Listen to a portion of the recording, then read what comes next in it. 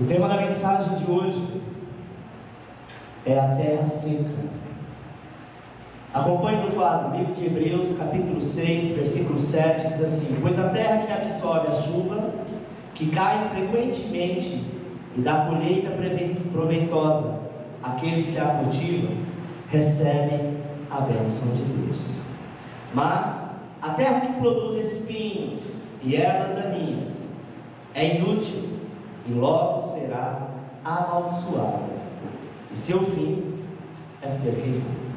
A palavra hoje, amado, fala da terra que bebe a chuva, a terra que necessita. O texto fala de dois tipos de terra: aquele que produz a boa colheita, e também fala de uma terra que produz espinhos, que produz ervas daninhas. Deus está falando contigo nesta noite através dessas duas terras. Eu conheço, você também conhece pessoas que, mesmo está passando pela sequidão, diz assim: não, mas eu sou assim mesmo, estou passando por isso, mas é porque eu sabia que estaria passando, isso faz parte da minha vida, o que você está dizendo não tem nada a ver. Qual desses dois tipos de terra se identifica no seu coração? Preste atenção: sem Jesus, sem obediência, é terra estéril, é deserto. Mas a Bíblia diz: bendito é o Senhor, que disse que o deserto, se você crer, florescerá. Amém? Isso se cumpre, amado, quando nós estamos debaixo de uma palavra de ordem, quando nós realmente cremos em Cristo, da mesma maneira que Ele passou da vida para a morte, e na morte Ele ressuscitou. Assim somos nós. Todos nós, em uma fase da nossa vida, nos tornamos terra seca, ficamos injuriados, ficamos, angustiados, tristes por alguma razão, e começa a secar o nosso coração, começa a entrar o nosso humor, como diz a palavra de Deus, em terra de estio. Mas isso não vai prevalecer na sua vida. Isaías capítulo 32, versículo 15 diz assim: mas Deus derramará sobre nós o seu Espírito, então o deserto virará um campo fértil, e as terras cultivadas darão melhores colheitas. Isso é para a tua vida. 4 coisas importantes nós iremos falar aqui hoje. Coisas importantes para a nossa vida. A primeira é a terra. Amém? Porque sem a terra, nada do que tem aqui poderia haver. Nem o mar, nem as aves, nem os animais, nem o ser humano, nada. Tudo depende da terra. Tudo é a partir da terra. A terra é a nossa base. E quando eu falo terra, eu falo em 2 sentidos: físico e espiritual. A sua terra é o teu entendimento, a tua terra é a tua unidade, a tua terra é a tua comunhão. O dia que nós aceitamos Jesus, nós aceitamos a base da terra, onde Ele diz: eu frutificarei nesta terra, e o que era árido, o que era seco, agora será abundante. Sabe, irmão, a terra ruim é aquela que a água bate, mas não consegue penetrar. A água é a palavra, a água é Deus tratando contigo, falando contigo a cada dia. Sabe, às vezes quando o nosso coração está tão seco, que a gente diz: isso eu já estou cansado de saber, eu já li essa passagem, meu pastor pregou, minha mãe fala sobre isso, meu pai fala, estou cansado de saber. Isso é uma terra ruim, é uma terra seca, é uma terra onde a água está tentando penetrar, mas não consegue, porque não há espaço. Ela ficou endurecida de tal maneira que ficou vitrificada.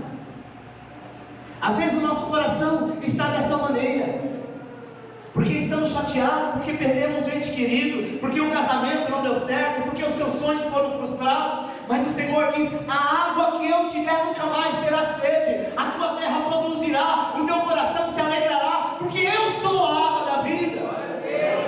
E o Senhor nos trouxe aqui para dizer: você pode estar no momento, como o Brasil se encontra, como muitos países se encontram, como terra seca, mas é chegado o tempo da abundante chuva, e o Senhor mudará esta nação.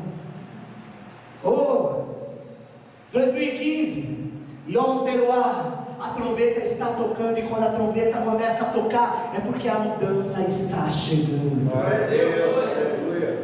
Você crê nisso? Amém.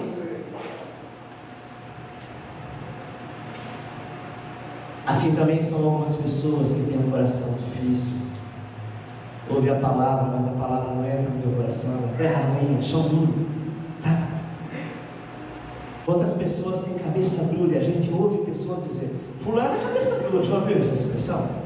Na verdade não é cabeça, é coração.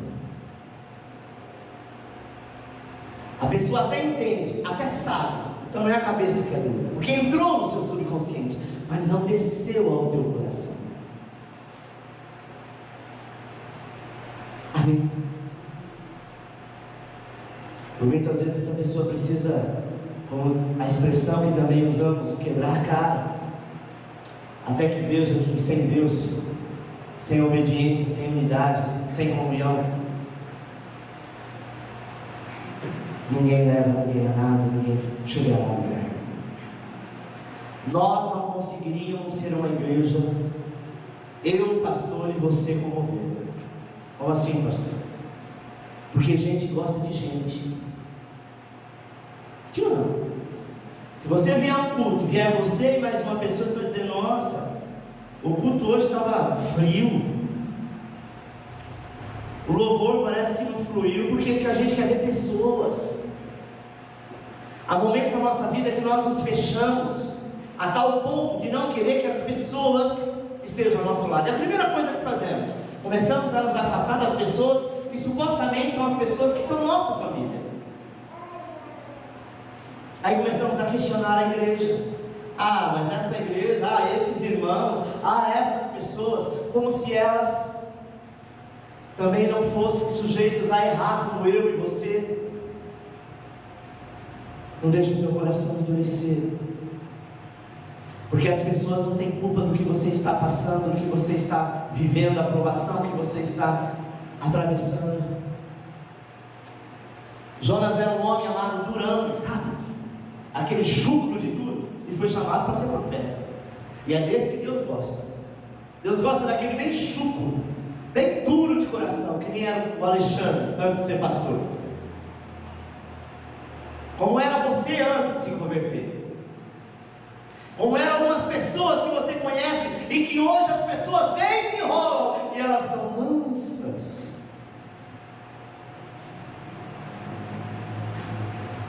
A Bíblia diz que Moisés foi o homem mais manso da terra. Mas se você ver a história dele antes dele se converter, ele era tão duro de coração que ele mata alguém. Se o teu coração ainda não recebeu as águas do Espírito para avançar, se prepare que o Yom Teruah você vai acontecer. Sabe como que Deus faz às vezes conosco? O sofrimento nos faz amolecer. O sofrimento nos faz olhar para as pessoas que estão ao nosso lado. Jonas, amado, ele deveria obedecer a Deus. Ele deveria obedecer porque o Senhor deu apenas uma única ordem para ele: vá até a cidade de Nínive e diga para aquele povo: se eles não se converterem, eles serão destruídos. Só isso. E Jonas ficou assim: como eu? Por que eu? Tanta gente. Tem o Ricardinho, tem a irmã fulana de tal, tem o diácono tal, tem meu pai, minha mãe, meu irmão. Por que Deus está mandando eu? Acho que Deus deve estar louco. Imagina, eu vou chegar na escola e falar de Jesus. Eu vou pagar esse mico diante dos meus amigos. Eu vou chegar no trabalho e falar: olha, se vocês não se converterem, Jesus vai voltar e vocês vão para o inferno. Eles não vão me ouvir, mas o Senhor te diz: Jonas, abre a boca, porque você não vai precisar falar nada. Basta que você se posicione, que eu vou quebrar os corações endurecidos. É tanto que Jonas disse assim: não vou para mim. Não vou não. Eu vou para Tarsus. Eu quero ver quem é que vai mandar, quem é que vai me colocar nesse barco, quem é que vai dizer o que eu tenho que fazer. Quem manda na minha vida sou eu. Eu sou profeta, mas eu não sou besta. Eu sou profeta, mas eu tenho o meu direito. Eu sou profeta, mas eu sei o que eu quero. Eu sou profeta, mas eu posso dizer não. Se você é profeta, Deus vai dizer sim, e você vai concordar com ele. Ele entrou no barco para ir para Tarsus. O Senhor disse: você quer tirar força comigo? A minha vontade, aos teus olhos, parece ser ruim, mas eu jamais terei nada de ruim para ti. O que eu tenho para você são situações, são coisas boas, não coisas más. Eu quero apenas te exaltar, Jonas, mas já que você não quer ser exaltado, eu te exaltarei do mesmo jeito, porque eu te amo. Você está entendendo? Você pode correr daqui para colar, você pode fazer o que for. Jonas resolveu desobedecer, e a pior coisa que deixa Deus chateado e faz a mão de Deus mover rapidinho é rebeldia. Já aconteceu alguns casos aqui na igreja em que o pastor disse: não faça, não vá, não é de Deus. A pessoa diz: que não é de Deus, o pastor manda na minha vida. Isso acontece desde que o mundo é mundo. Você não é a primeira nem a última pessoa. Amém? E aí, infelizmente, nós aprendemos da pior maneira. Mas sempre tem aqueles que lá na frente ainda não ouviram, e o Senhor, na sua misericórdia, transforma o cativeiro e a pessoa começa a ser abençoada. Daí diz assim: ainda bem que eu obedeci. Não é bem que você obedeceu, né? Seu coração não é tão duro como deveria ser, né? Como muitos acham que é. Sabe, irmão? Eu já tive um coração muito duro na casa do Senhor. Eu não aguentei uma semana a pressão de Deus. Uma semana. Porque eu não dormia. Eu dormia e quando eu dormia sonhava com aquilo. Eu acordava dizendo: misericórdia, Senhor, eu não quero, manda outro. Deus mandava eu fazer. Sabe o que é isso? E depois que você passa pelo processo, que você avança, você entende: por que eu não fui antes? Quantas vezes o Senhor te chamou para o Evangelho e você debochou? Quantas vezes o Senhor falou do amor dele e você não quis dar ouvido? Olha onde você teve que vir, terra, para entender. Hoje eu falo: meu Deus, por que eu demorei tanto para aceitar Jesus? Se eu tivesse continuado lá quando eu tinha de 12 para 13 anos, que eu aceitei Jesus achando que eu não sabia o que estava fazendo, na verdade a minha alma, o meu espírito sabia, mas o coração duro teve que ir lá para o candomblé, passar, comer o pão com diabo amassou da bota, ser humilhado de todo tipo de humilhação que você possa imaginar, para um dia dizer: Senhor, eis-me aqui.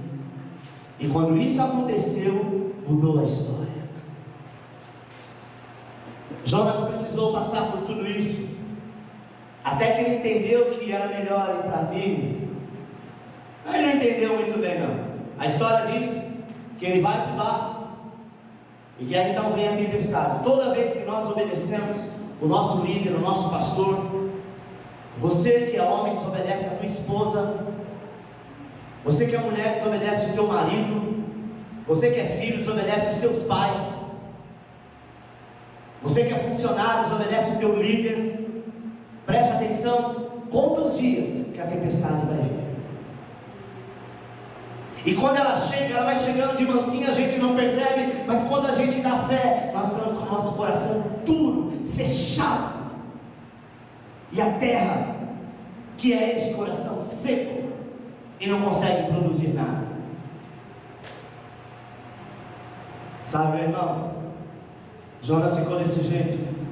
Como se não bastasse, ele se esconde lá no fundo do navio, até que descobre que ele foi rebelde ao Senhor, foi lançado no mar. Você conhece a história? Foi engolido por um peixe, porque operando Deus, quem impedirá? Até que o Senhor ordena e diz para o peixe: você só vai abrir a boca a hora que eu mandar.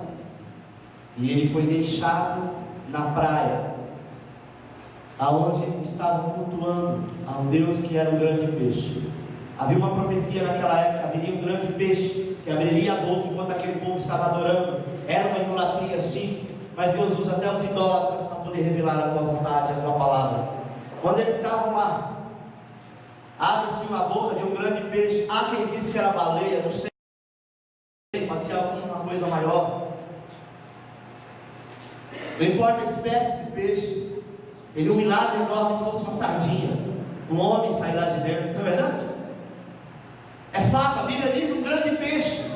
E quando Jonas sai, aquele povo entendeu que a profecia que eles aguardavam se cumpriu, e viu Jonas como um Deus. E Jonas não precisou dizer nada, disse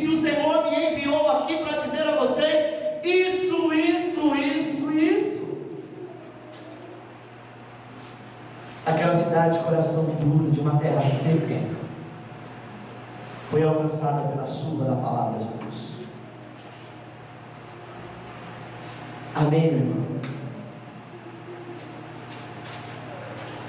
Muitos vivem caindo no pecado, no desânimo, porque infelizmente essa terra no seu coração é ruim. E terra ruim não produz nada, não é produtivo, não produz lucro, apenas prejuízo. Infelizmente há muitos cristãos que são como Jonas, que estão vivendo nessa condição, não produzem fruto nenhum, não conquista nada, não ganha uma alma para Jesus durante um ano inteiro, porque acha que não tem necessidade. Vire para a pessoa que está do seu lado e diz: Deus te chamou para ser profeta. Mas pelo contrário, vivem criando problemas com irmãos, com a família, com a igreja, com o pastor, sabe? Mas eu tenho uma boa notícia nesta noite. Deus quer transformar a terra ruim em terra boa. Sua alma pode ser até aqui um poço de problema. Talvez você tenha sido uma pedra de tropeço, não consegue dar bom testemunho, mas nem mesmo assim o Senhor desiste de você. Não desiste da tua família. Deus tem poder para transformar a terra ruim numa terra produtiva, numa terra boa e que dá fruto. Mateus 13:23 diz assim: mas o que foi semeado em terra, em boa terra, é o que ouve a palavra e a compreende. Este frutifica e produz a 100, e a 60, e a 30 por ano. Que maravilhoso, né, irmão? É quando começa a brotar a boa semente. E eu tenho certeza que algumas sementes, desde a sua conversão, está alojada aí no teu coração. Se ela não brotou ainda, fique em paz, porque na abundante chuva não vai ter semente que fique amuada, ressecada, porque o Senhor falou. Glória a Deus. Toda palavra que foi liberada para a tua vida, e você voltar à aliança e à comunhão, pode ter certeza que a tua terra produzirá paz, alegria e bondade. E uma vida assim, uma vida de intimidade com Deus, será como um jardim regado, sabe? Bem cuidado. Que o Senhor permita a nós, a igreja, essa situação. 2. Os espinhos. Mateus 13:22 diz: o que foi semeado entre os espinhos, e o que ouve a palavra, porém os cuidados do mundo e a fascinação das riquezas sufocam a palavra e fica infrutífera. O espinho, amado, é algo que machuca e que fere. Já teve a oportunidade de furar o dedo com espinho?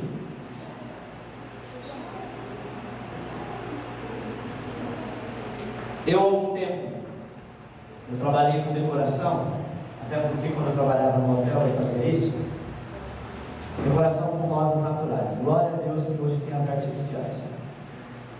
E uma das situações que tinham para fazer um bom arranjo, né? Fazer um buquê, era tirar os espinhos. Porque as rosas sem espinhos, elas eram muito caras. Eu me recordo que eu ia no Ceasa, na quinta-feira de madrugada, buscar flores, buscar rosas. E aquelas bastante espinho, elas costumam ter um caule um pouco mais grosso. E esses espinhos são mais puros de sair. Tem pessoas, quando eu fazia essa decoração que não era para durar muito tempo, por exemplo, se fizesse no sábado, na sexta, para o sábado durava. Mas nós comprávamos mais barato, então comprava na quinta-feira. E às vezes o evento ia ser no sábado. Isso muitas vezes aconteceu na igreja. E alguém um dia falou assim: olha, pega um canivete e vai raspando, porque é mais fácil do que você ficar quebrando um por um com a mão. E por mais que tenha cuidado, sempre fura. E por incrível que pareça, amado, aquele furo é uma dorzinha muito chata. E por muitas vezes infecciona. E quando você raspa com a faca, você tem que tomar cuidado, porque aonde ele cortar e bater, aonde ele bater, no olho, na pele, ele vai furar e vai infeccionar, sabe?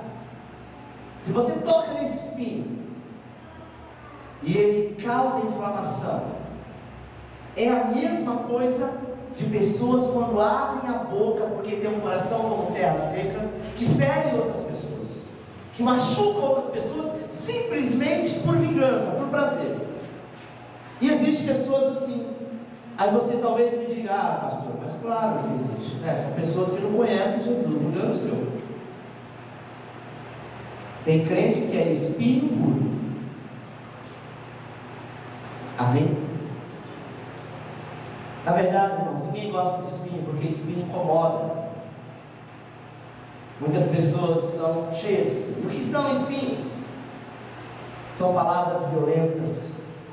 É o pecado, a negligência, a murmuração, a enfermidade. São vários problemas. E existem muitos espinhos diante do cristão. Jesus diz em Mateus 13:22: o que foi semeado entre os espinhos é o que ouve a palavra, porém os cuidados do mundo e a fascinação das riquezas sufocam a palavra e fica infrutífera. Quantas pessoas não têm deixado o cuidado do mundo, as coisas desse mundo sufocarem a palavra? Se a palavra é buscar o reino de Deus, e as demais coisas, ou todas as coisas, vos serão acrescentadas. Mas nós vivemos num mundo de consumismo, que quanto mais nós ganhamos, mais nós queremos. E você tem um celular novo, mas sai um outro com um modelo diferente, só porque a câmera dele é um pouco maior, um pouco melhor, ou porque a televisão já não é mais HD nem plasma, agora é Full HD ou 4K. Você resolve ter algo melhor.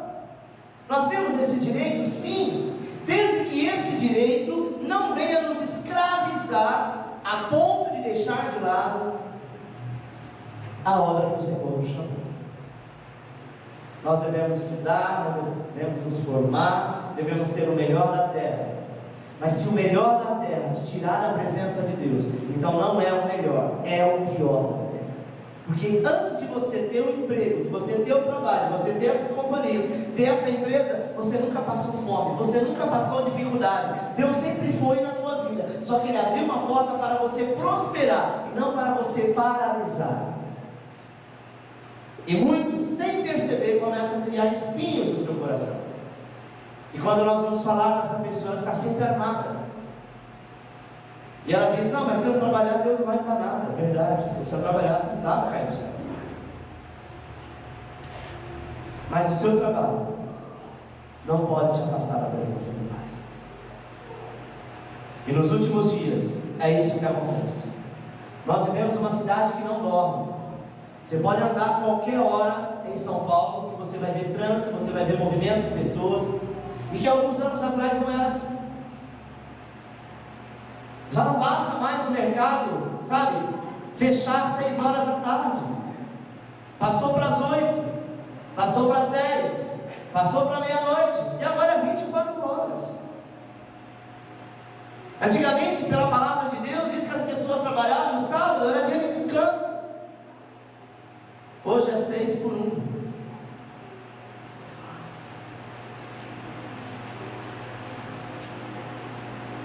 A minha nora arrumou um emprego, coitada, aqui em cima. E a mulher disse para ela: olha, filha, falou, quando que é a minha folga? Você não tem folga. Mas desde o domingo eu preciso ir para a igreja, estou começando a ir para a igreja. Não, aqui é assim, agora que entrou o verão, dia que chover, é tua folga. Imagina a seca que nós estamos passando.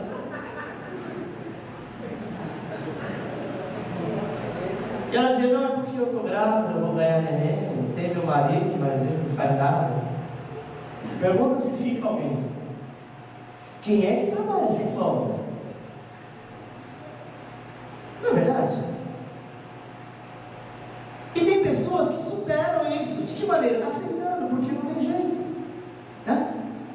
Um dia eu batizei um garoto, eu já falei isso centenas de vezes, eu sempre gosto de comentar esse assunto. O dia que eu vi ele, a última vez que eu vi, foi no dia do batismo. O pastor não tem tempo, arrumei um emprego no Extra. Me falaram que era à noite, mas 3 meses depois, no máximo 1 mês e meio, chutando alto 3 meses, eles vão passar até amanhã, até hoje. Qual era a folga dele? Plena segunda-feira. Segunda-feira nós não temos culto, a não ser agora para a campanha diante do trono, são 12 dias. Então ele passou a não tomar ceia, passou a não vir à igreja, passou a não frequentar. Moral da história, ele voltou para onde? Para estaca zero. Agora eu te pergunto, aonde Deus está neste negócio? Se a gente aguardar um pouco mais, a porta que o Senhor tem para nós é porta de conquista. Mateus diz: não se iluda, e cuidado com as fascinações deste mundo. Nenhuma semente, amado, brota numa vida cheia de espinho. O espinho, ele sufoca o poder de Deus, a palavra de Deus, a alegria do crente, o seu amor pela igreja. Saiba que hoje Deus quer arrancar os espinhos desta nossa terra seca. Se você vai para o Nordeste, naquelas cidades que não chove, o que mais você encontra são cactos. Eles conseguem guardar para sobreviver a água dentro deles, mas nem gera quando está com fome e come aquilo, porque é tanto espinho, não tem possibilidade. O tempo, por muitas vezes, faz isso com o coração de muitos cristãos, sabe? A vida dele passa a não florescer. Vire para a pessoa que está do seu lado e diz: Deus tem um arado para tua vida. Número 3, o arado. Hebreus 12:11 diz assim: toda disciplina com efeito, no momento não parece ser motivo de alegria, mas de tristeza, ou depois, entretanto, produz fruto pacífico aos que têm sido por ela exercitados fruto de justiça. Vou ler mais uma vez para que você entenda. Toda disciplina com efeito, no momento não parece ser motivo de alegria. Quando a pessoa é disciplinada, ela fica alegre pela disciplina? Difícil, não é? Mas glória a Deus que eu e você fomos disciplinados pelos nossos pais. Quantas vezes você diz: poxa, meu pai não me ama, acho que ele só ama meu irmão mais novo, ou minha irmã mais velha? Quantas vezes talvez você disse assim: olha, se eu fugir de casa, eles não vão nem dar conta, não me ama mesmo, só sabe dar bronca, só sabe dizer não, não, não, não. Carinho que é bom eu nunca vejo, mas repreensão. Olha o que diz Hebreus 12:6: porque o Senhor corrige a quem? O pai corrige o filho porque ele ama. Passar o arado, amado, é arrancar desta terra seca toda a sujeira, sabe? Todo estado que está petrificado, que está duro. Não é fácil. Ninguém gosta de ficar corrigindo ninguém gosta de ficar pegando no pé de ninguém, mas Deus tem um arado para nós, porque é o arado que faz amolecer a terra, pois a semente jamais vai brotar numa terra dura. Mas a Bíblia diz que quando o arado passa, amado, a terra se transforma em solo macio. Amém? Para quê? Porque desta forma ele está preparado para receber a água. Pergunta para a pessoa que está do seu lado: qual é o arado de Deus? Sabe qual é o arado de Deus? É tratar das nossas fraquezas, dos nossos fracassos, é tratar das nossas amarguras. São as experiências difíceis, uma após a outra, até quebrantar o nosso coração. Quando você vê uma pessoa sendo moída, não entra no meio não. É a mesma coisa, o pai está corrigindo o filho, às vezes está dando uns tapas no filho. Se o outro entrar no meio, toma paulada também. Sim ou não?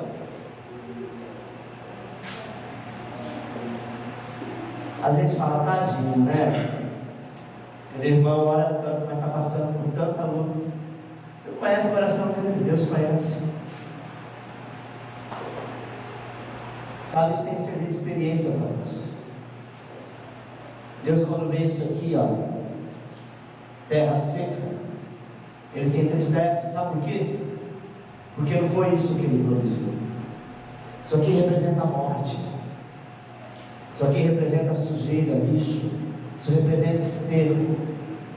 Mas o esterco é bom sim, precisa morrer para ajudar alguém que quer morrer.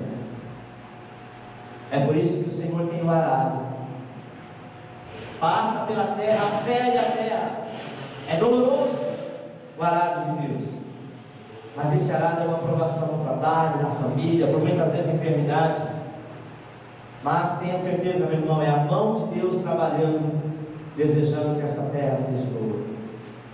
O Senhor te ama, por isso é que Ele nos corrige. É por isso que Ele passa o arado em nossas vidas. deles. Hebreus 12:6, mais uma vez diz: porque o Senhor corrige a quem? Se você não conhece uma pessoa, não tem nada a ver com ela, e ela começa a fazer algumas coisas erradas, e você sabe que se você falar, ela não vai dar ouvido, o que você faz? Se cala. Não é meu filho, não é meu parente, não é meu amigo, não é nada meu. Não adianta eu falar, então vai morrer no braço. É assim. Agora, quem ama faz o quê? Corrige. Por que corrigir? Não seria bom a gente estar na escola quando faz uma prova, saber que tirou 10 mesmo que você errou tudo? Seria bom? Não. Sabe qual a pior frustração daquele que cola? É saber que ele continuou burro. Ele tem 10 em tudo. As pessoas olham e falam: nossa, que bom aluno, mas não faça nenhuma pergunta para ele. Porque se você fizer, ele vai mostrar quem ele é. A primeira sensação é de ser um espertão. Nossa, colei, ó. Vou passar, mas tem um ano que vem.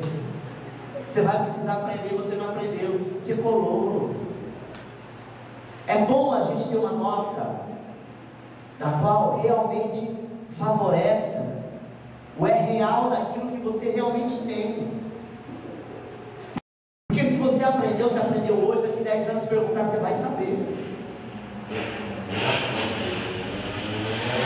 Eu tinha uma dificuldade na escola, em matemática, logo quando eu passei, acho que se eu não me engano, para a quinta série, que eu aprendi os sinais de maior e de menor. Ah, meu Deus, qual lado que é maior, qual lado que é menor? Não sei, não gravava. Você não teve essa dificuldade? Acho que é só eu, né? Eu tinha essa dificuldade de maior e menor.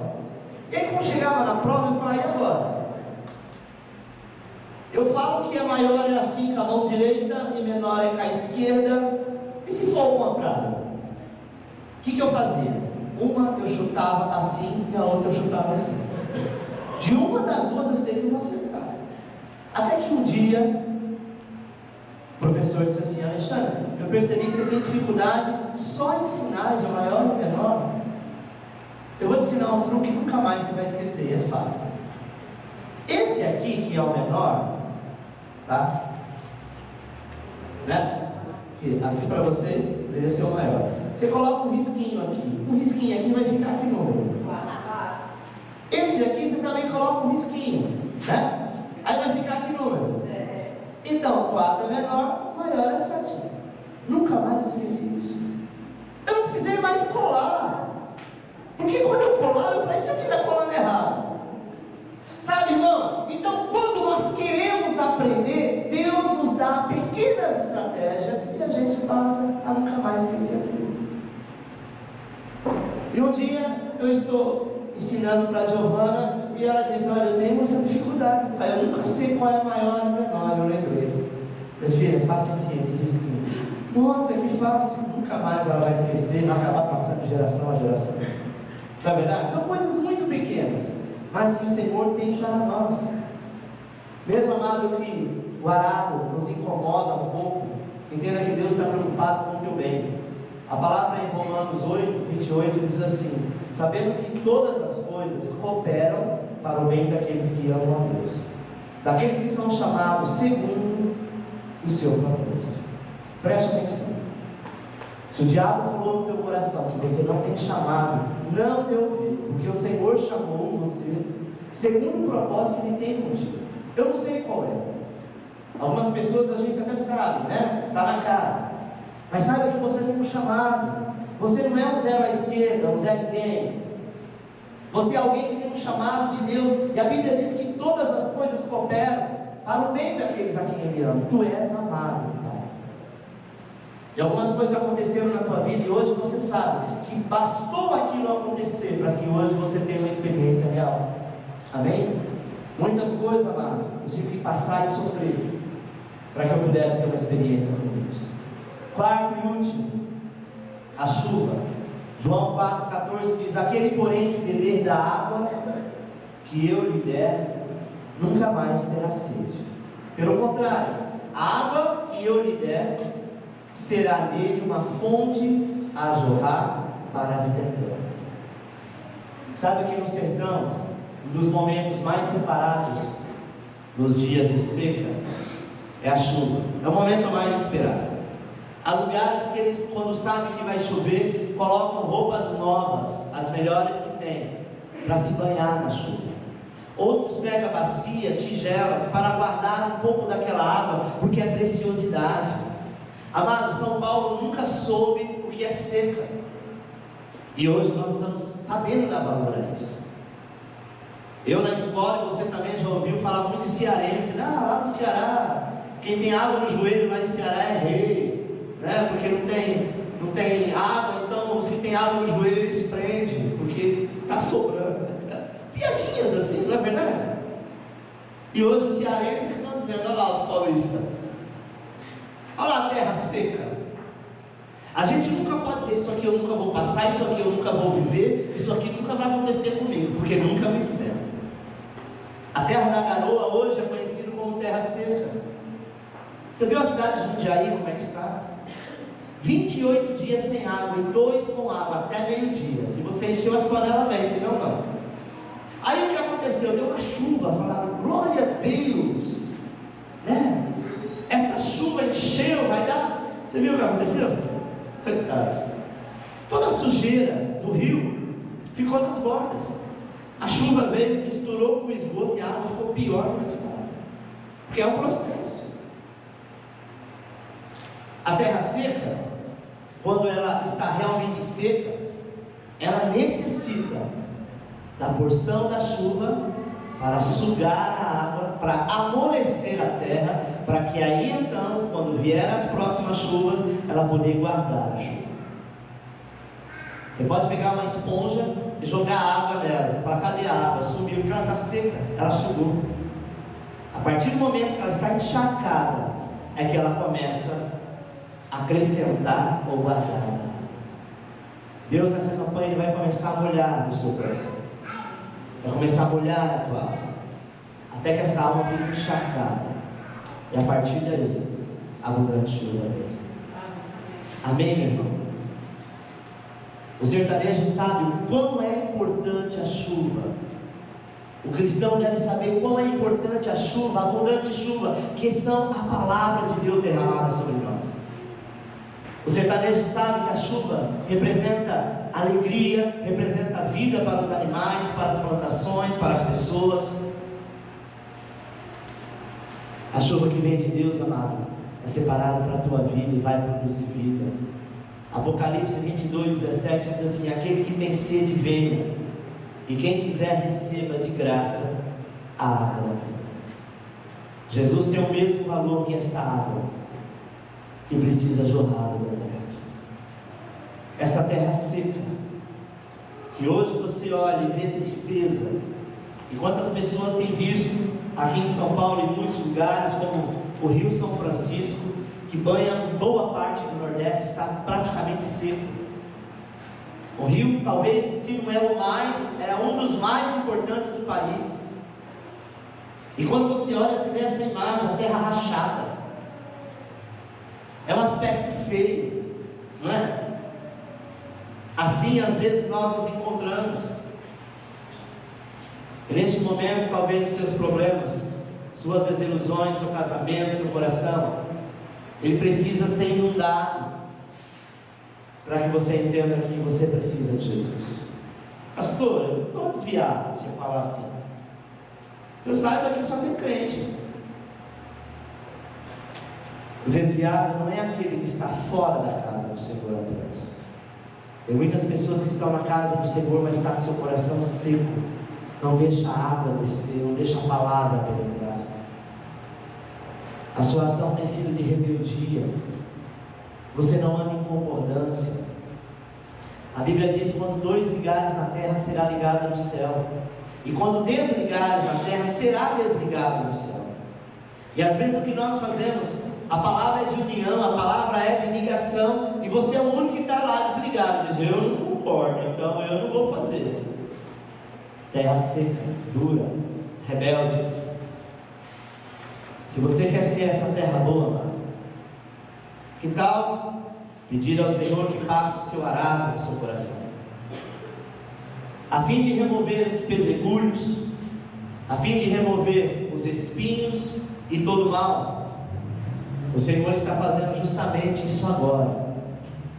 O Senhor está fazendo isso, está trabalhando, vai continuar trabalhando no teu coração, passando esse arado profundamente. Feche os teus olhos, eu quero orar por você. Eterno Deus.